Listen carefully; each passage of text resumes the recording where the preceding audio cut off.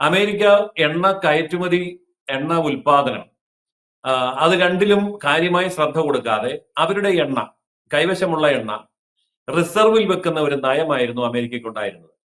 പക്ഷേ ഇപ്പോൾ ആ നയം തിരുത്തിയെന്ന് വേണം കരുതാൻ. അമേരിക്ക ഉൽപാദനം കൂട്ടുന്നു. അമേരിക്ക ഉൽപാദനം കൂട്ടുന്നു എന്ന് പറയുമ്പോൾ അത് സൗദി അറേബ്യ കൂട്ടുന്നത് പോലെ അല്ല.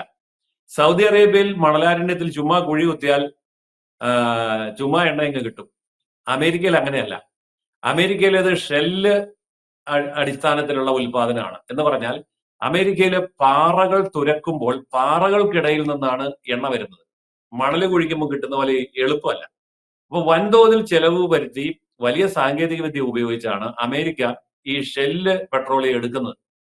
അത് എടുക്കേണ്ടി വന്നു എന്ന് പറഞ്ഞാൽ അമേരിക്കയ്ക്ക് ഗതികേടായി എന്നാണ് അതിൽ നിന്ന് നമുക്ക് മനസ്സിലാക്കേണ്ടത്. റിസർവ് വെച്ചിരുന്നത് എടുക്കാൻ തുടങ്ങി. ഇപ്പം നമ്മുടെ നാട്ടിലൊക്കെ പഴഞ്ചൊല്ലി പറയും, വിത്ത് കുത്തി ഉണ്ണുക എന്ന് പറയും. കഷ്ടകാലത്തിന് ഉപയോഗിക്കാൻ വെച്ചിരുന്ന വിത്ത് അരി വെക്കാൻ വേണ്ടി, കഞ്ഞി വെക്കാൻ വേണ്ടി കുത്തി ഉപയോഗിക്കുന്നതിനാണ് വിത്ത് കുത്തി ഉണ്ണുക എന്ന് പറയുന്നത്. അമേരിക്ക ഇപ്പൊ ഏതാണ്ട് ആ അവസ്ഥയിലാണ് നിൽക്കുന്നത്. കാരണം കടുത്ത സാമ്പത്തിക പ്രതിസന്ധി അമേരിക്കയെ പിടിമുറുക്കിയിട്ടുണ്ട്.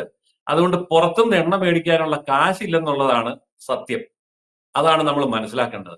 അതുകൊണ്ട് സ്റ്റോർ ചെയ്ത് വെച്ചിരിക്കുന്ന എണ്ണ എടുക്കാൻ തുടങ്ങിയിട്ടുണ്ട് അമേരിക്ക.